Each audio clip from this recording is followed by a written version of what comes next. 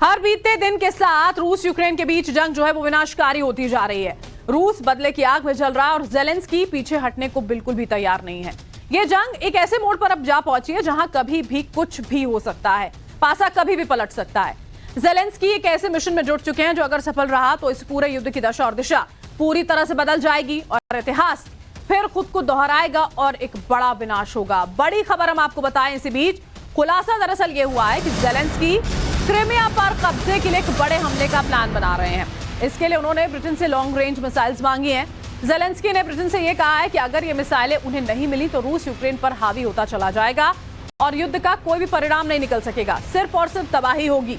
वो क्रीमिया जिस पर 2014 में कब्जा देखिए रूस की ओर से कर लिया गया था, अब उसको वापस पाने की जुगत में कहीं ना कहीं वोलोदिमीर ज़ेलेंस्की जो है वो जुटे हैं और इसी वजह से उन्होंने ब्रिटेन से लॉन्ग रेंज मिसाइलें जो हैं वो यहां पर बाकायदा मांगी। उन्होंने ये कहा है कि अगर ये मदद मुहैया नहीं कराई जाती है तो वो कहीं ना कहीं परेशानी भरा रहने वाला है यूक्रेन के लिए, क्योंकि रूस इसी के साथ में बहुत ज्यादा हावी होता हुआ चला जाएगा। अब सिर्फ यूक्रेन के बाकी हिस्सों के लिए नहीं, क्रीमिया जो 2014 में छीन लिया गया था रशिया की ओर से, उसके बाद अब यहां पर यह प्लानिंग ज़ेलेंस्की की ओर से की जा रही है कि आखिर कैसे कौन सी नई रणनीति बनाकर उसको वापस यहां पर पाया जाए। लेकिन इसको लेकर देखिए अब पश्चिमी देशों की ओर से किस तरह से समर्थन होता है। क्या इस बात को लेकर वो वोलोदिमीर ज़ेलेंस्की के साथ में खड़े हुए नजर आते हैं, ये अपने आप में बहुत बड़े सवाल होंगे।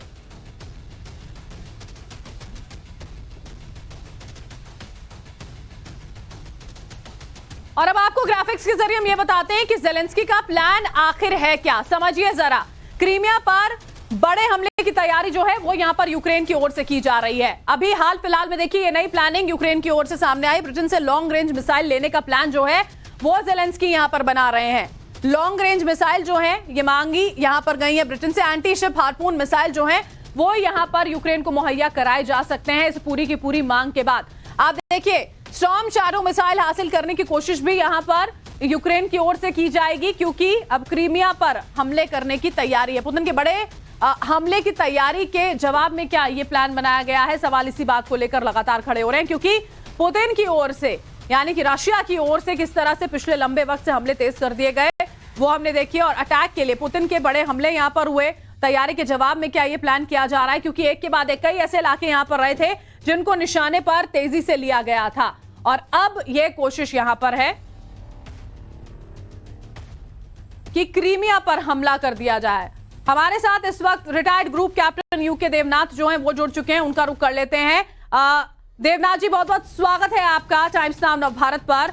लगातार युद्ध जो है देखिए वो यहां पर जारी है। अब जो बड़ी खबर आ रही है वो ये कि अब 2014 में जिस पर रशिया ने कब्जा कर लिया था क्रीमिया पर, उस पर हमला करने के फिराक में यूक्रेन नजर आता है। ये जो खबर है इसको आप कैसे देख रहे हैं? सबसे पहले तो सर ये बताएं हमें आप।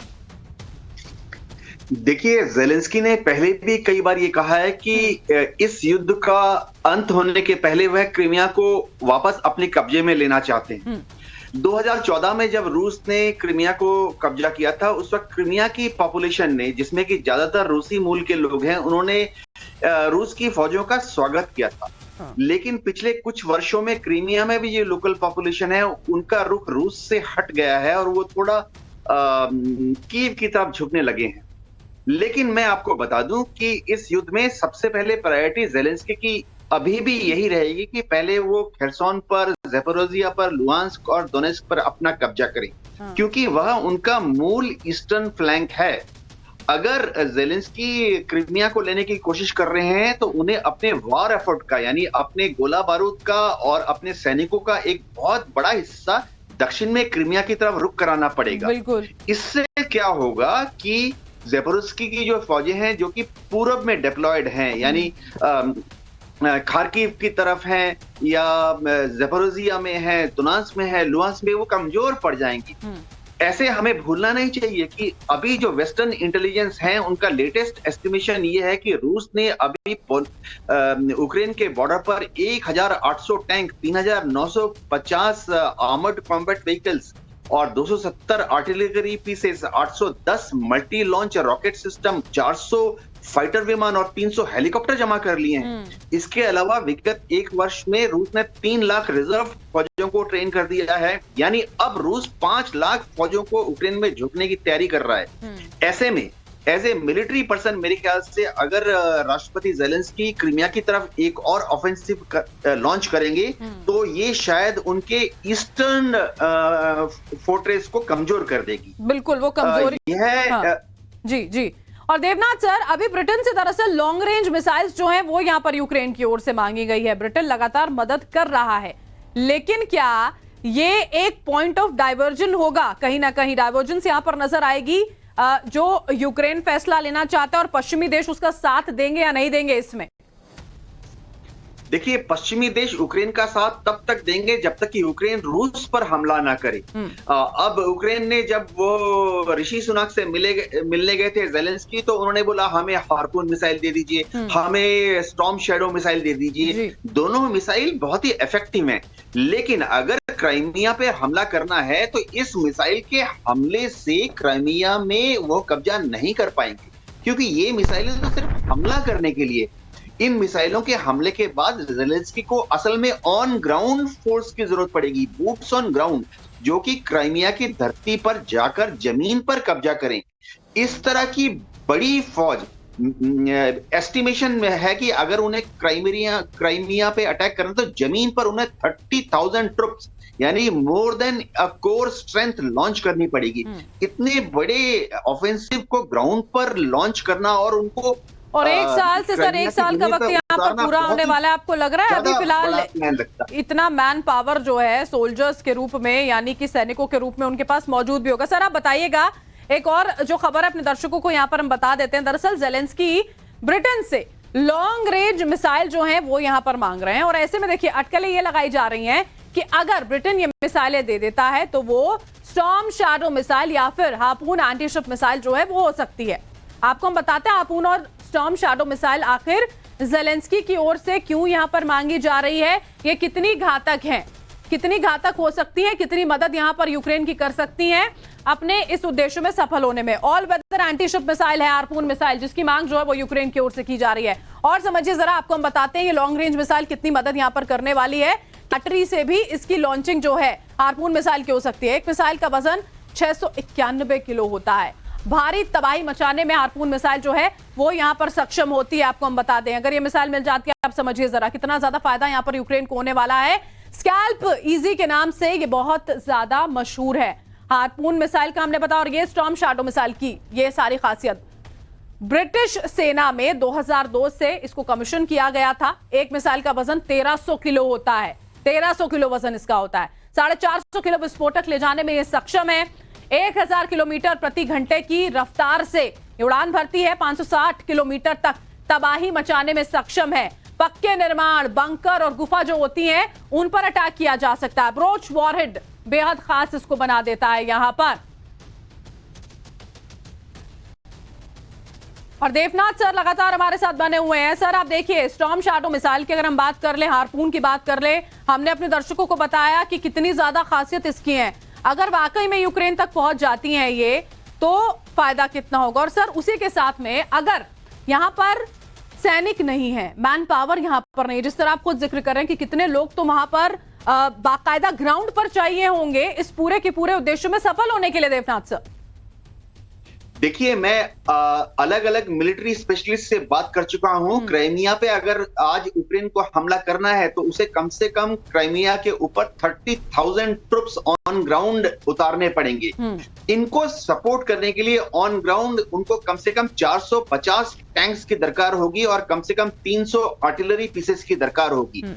ये बहुत बड़ी लॉजिस्टिक्स सप्लाई चेन की डिमांड भी दरकार भी करता है। आज की तारीख में यूक्रेन के पास कितने टैंक हैं? नेग्लिजिबल टैंक्स हैं। इंग्लैंड ने बोला है कि वो यूक्रेन को 14 चैलेंजर टैंक देगा। अमेरिका ने अब्राहम टैंक देने का वादा किया है करीबन 40, लेकिन वह अभी तक यूक्रेन को डिलीवर नहीं हो पाए हैं। जर्मनी ने बोला था कि हम यूक्रेन को 16 लेपर्ड टैंक दे देंगे, लेकिन अभी तक वो पोलैंड में ही खड़े हैं। जो क्राइमिया पे हमला होगा, इसको भूलना नहीं चाहिए कि अगर यूक्रेन ने, जेलेंस्की ने क्राइमिया पे हमला किया तो रूस ब्लैक सागर के मार्फत बहुत बड़ा डाइवर्जनरी अटैक ओडेसा पर कर देगा। ओडेसा जो है क्राइमिया के पश्चिम में है, मात्र 200 किलोमीटर दूर, और रूस की काफी दिनों से ये ख्वाहिश रखी है कि वह ओडेसा पे भी कब्जा कर ले, ताकि ब्लैक सी पर पूरी तरह से सिर्फ रूस का ही कंट्रोल हो जाए। यानी क्राइमिया पे अगर इस वक्त ज़ेलेंस्की हमला करते हैं तो रूस को पूरा का पूरा एक वजह मिल जाता है कि वो एक भयंकर हमला ओडेसा पोर्ट पर भी कर दे। और इससे क्या होगा कि पूरा का पूरा मामला एज ए मिलिट्री स्पेशलिस्ट मैं बताता हूं, कीव के विरुद्ध चला जाएगा। इसलिए राष्ट्रपति ज़ेलेंस्की अगर अपने फोर्सेस को कंसंट्रेट करना चाहते हैं तो कंसंट्रेशन ऑफ फोर्स उन्हें अभी अपनी फोर्सेस का ईस्टर्न फ्रंट में करना चाहिए। उनका पहला उद्देश्य ये होना चाहिए कि ईस्टर्न फ्रंट में अपनी फौज को मजबूत बनाएं, ताकि आने वाले समय में यानी मार्च के महीने में जैसे ये रणनीति किस आधार पर यहाँ पर देवनाथ सर बनाई जा रही है यूक्रेन की ओर से, ये वो बेहतर तरीके से जाहिर तौर पर समझ रहे होंगे, लेकिन आप बता रहे हैं कि कहां पर भी ज्यादा जरूरत है डिप्लॉयमेंट की। सर बने रहिएगा आप हमारे साथ में। दरअसल क्रीमिया को लेकर ज़ेलेंस्की के प्लान पर खुलासे के बीच में एक बड़ी खबर भी आई है। पुतिन ने क्रीमिया और डोनबास पर बड़ा बयान दिया है और ये कहा है कि सैन्य कार्रवाई हमने शुरू नहीं की थी, युद्ध खत्म करने की कोशिश जो है वो हम यहाँ पर कर रहे हैं। यूक्रेन के राष्ट्रवादियों ने सैन्य कार्रवाई की है। क्रीमिया और डोनबास में घटनाओं के बाद से ये युद्ध जो है वो यहाँ पर छिड़ा। बड़ी खबर ये है, युद्ध खत्म करने की कोशिश यहाँ पर की जा रही है। पुतिन की ओर से तो अब ये बयान दिया जा रहा है, जब ये सारी बातें सामने आ रही हैं कि क्रीमिया पर भी यूक्रेन की ओर से हमला कर दिया जाएगा, तो अब ये बड़ी खबर आई है और ये कहा है उन्होंने कि सैन्य कार्रवाई हमने शुरू नहीं की है।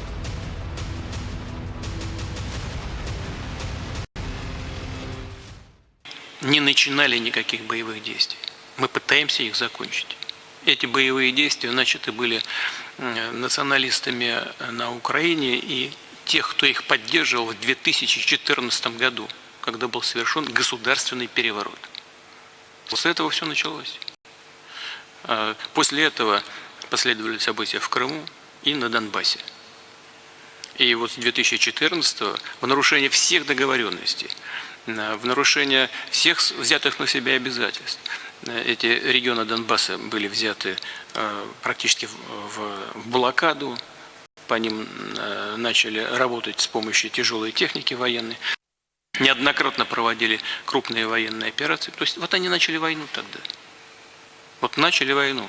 И она продолжалась 8 лет на истребление людей, которые там живут, и которые чувствуют себя кровно связанными с Россией, с русской культурой, с русским языком. Ну сколько можно было терпеть уже? Наверное, кто-то думал, что у нас сразу все это рухнет и развалится. Ничего подобного не происходит. Ничего не рухнуло, не разваливается. Наши компании, наши предприниматели подхватывают вот эти предприятия или даже направления и продолжают эту работу и весьма успешно. यहाँ पर आपने सुना है रूसी राष्ट्रपति व्लादिमीर पुतिन जो है उनका ये कहना है कि बड़े उल्लंघन वहां पर किए जा रहे थे, चाहे डोनबास का क्षेत्र हो, क्रीमिया की वो बात कर रहे हैं। लोग जो हैं वो वहां पर परेशान थे, नियमों कायदों का उल्लंघन हो रहा था और इसी वजह से सारा आरोप यूक्रेन पर मर दिया, क्योंकि क्रीमिया पर जो 2014 में जीत हुई उसको एक बहुत बड़ी कामयाबी के तौर पर रूस देखता है। और अगर अब यूक्रेन की ओर से ये सारी प्लानिंग की जा रही है तो ये और एस्केलेशन के तौर पर नहीं काम करेगा, यहाँ बहुत बड़ी एस्केलेशन हो जाएगी। बहुत बड़ी एस्केलेशन इसलिए क्योंकि पश्चिमी देश चाहेंगे कि यूक्रेन जो है वो रूस को इस युद्ध में उलझाए रखे, लेकिन अगर क्रीमिया के ऊपर हमला करना है तो यूक्रेन का बहुत बड़ा मिलिट्री रिसोर्सेज जो है दक्षिण में डाइवर्ट करना पड़ेगा। इससे इसका इमीडिएट फॉलोअप ये होगा कि पूर्वी फ्रंट में जो हम डोनबास का एरिया बोल रहे थे, लुहांस्क, डोनेट्स्क, ज़ेपोरोजिया, वहां पर यूक्रेन की जो फौजें हैं उनकी डिफेंसिव पावर कम हो जाएगी। ज़ेलेंस्की को अभी अपना पूरा ध्यान ईस्टर्न फ्रंट में कंसंट्रेट करना चाहिए, और जैसे ही बर्फ और कीचड़ कम होती है और जमीन सख्त हो जाती है, जो कि यूक्रेन की फौजों को आगे बढ़ने के लिए यानी पश्चिम से पूरब की तरफ मोबिलिटी करने के लिए एक हार्ड ग्राउंड प्रोवाइड करती हैं, तो उस वक्त अब ज़ेलेंस्की को पूर्वी फ्रंट में डोनबास एरिया में अपना ज्यादा ध्यान कंसंट्रेट करना चाहिए। देखिए एक और चीज है, क्रीमिया पे अगर ज़ेलेंस्की हमला करते हैं तो ये भूलना नहीं चाहिए कि क्रीमिया पेनिनसुला के आसपास रशियन नेवी का जो होल्ड है बहुत मजबूत जी। है। रूस की नेवी किसी वक्त भी क्रीमिया पेनिनसुला के आसपास कम से कम 5 क्रूजर्स एंड डिस्ट्रॉयर्स रखती हैं। इन क्रूजर्स और डिस्ट्रॉयर्स की फायर पावर बहुत ही भयंकर है। यानी क्रीमिया में अगर मान लीजिए थ्योरेटिकली कुछ फौज घुस भी गई यूक्रेन की, वह तो भयंकर फायरिंग जो कि बिल्कुल, और वो शायद उनके सामने टिक भी ना पाए। देवनाथ सर, यही बात है, क्योंकि जिस तरह से वहां पर डिप्लॉयमेंट रशियन फोर्स का है वो बहुत ज्यादा मुश्किलें यूक्रेन के लिए खड़ी कर देगा। सर, मैं वापस आपके पास लौटूंगी। यहाँ ये भी समझना जरूरी है क्योंकि क्रीमिया ज़ेलेंस्की और पुतिन के लिए जरूरी कितना है। ग्राफिक्स के जरिए आपको जरा समझाते हैं हम कि क्यों क्रीमिया का जो हिस्सा है वो दोनों ही देशों के लिए बहुत महत्वपूर्ण है। देखिए, यूक्रेन के खिलाफ सैन्य बढ़त जो है वो यहां पर मिलती है, इसलिए बहुत ज्यादा जरूरी है। पुतिन के खिलाफ देखिए नाक की लड़ाई में ये बढ़त के तौर पर साबित होने वाला है। सवाल सिर्फ यही है यहाँ पर, क्रीमिया पर इसी वजह से इतनी ज्यादा समस्या खड़ी हुई है। यूक्रेन के कई इलाकों पर कब्जे में जो ये क्रीमिया है वो बहुत ज्यादा मददगार है रूस के लिए। और अगर हम यूक्रेन की बात करते हैं तो रूस को बैकफुट पर धकेलने में बहुत ज्यादा मदद इस पूरे हिस्से से जो है वो यूक्रेन को मिल सकती है। इसके अलावा क्रीमिया से खैरसोन जापोरेजिया पर कब्जा जो है वो यहां पर जमाया गया। रूस के ब्लैक सी बेड़े को यहां पर किस तरह जो ब्लैक सी बेड़ा है, अगर हम उसकी यहां पर बात करते हैं, वो वहां पर बहुत मजबूती से है। रूसी सेना का अहम सप्लाई रूट जो है वो क्रीमिया है। यूक्रेन की बात करते हैं तो अजोव सागर पर 2 अहम बंदरगाह वहां पर मौजूद हैं। तो देखिए आप कितना ज्यादा महत्व ये पूरा का पूरा क्षेत्र यहां रखता है। सेवास्तोपोल पोर्ट से ब्लैक सी बेड़े को सप्लाई होती है। कोयले, अनाज, इस्पात का बेरोक-टोक आयात जो है वो वहां पर किया जाता है। आप समझिए, दोनों देश इसी वजह से इसकी पूरी जंग जो है वो है 2014 में कब्जा तक कर लिया गया था। और अब यूक्रेन की ओर से कम यहां पर ये प्रयास किए जाने वाले हैं कि इस पूरे इलाके को वापस से कब्जे में ले लिया जाए, लेकिन वो बहुत ज्यादा आसान नहीं होने वाला है। महत्व की हम यहां पर बात कर रहे हैं, दोनों के लिए बहुत ज्यादा महत्वपूर्ण हो जाता है। क्रीमिया पर कब्जे की इस लड़ाई के बीच में बेहद ही अहम पुल के बारे में भी आपको जानना चाहिए। पुल का नाम कर्च ब्रिज है। यह क्रीमिया को रूस से जोड़ता है और रूस ने 2014 में यूक्रेनी इलाके क्रीमिया को अपने कब्जे में ले लिया था।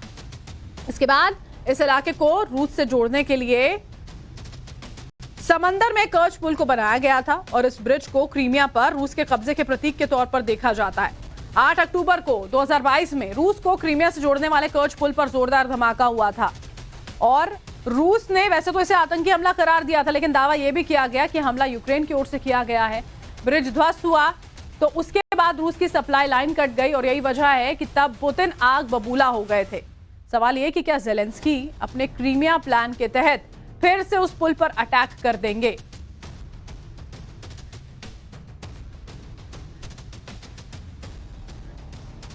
यह कर्च पुल देखिए, जिसमें अक्टूबर में 2022 में हमला यूक्रेन की ओर से किया गया था, जिसे रूस की ओर से एक आतंकी हमला भी करार दिया गया था। यह कर्च पुल कितना ज्यादा अहम है जो जोड़ता है यहां पर, वो हम आपको जरा समझा देते हैं। देखिए, रूस को दरअसल क्रीमिया से यह कर्च पुल जो है वो यहां पर जोड़ता है। क्रीमिया पर रूसी कब्जे का इसे प्रतीक माना जाता है, जो 2014 में किया गया था। यूक्रेन के कई इलाकों में कब्जे में इससे बहुत ज्यादा मदद जो है वो रूस को मिली। रूस का बनाया गया सबसे लंबा ब्रिज है ये कर्च ब्रिज, आपने इसका नाम सुना होगा। इस पुल की लंबाई 19 किलोमीटर है। 19 किलोमीटर ये लंबा है, जिस पर हमला किया गया था। वहां पर एक ट्रक मौजूद था जहां पर ब्लास्ट हो जाता है। इसी बीच में एक और बड़ी खबर आ रही है।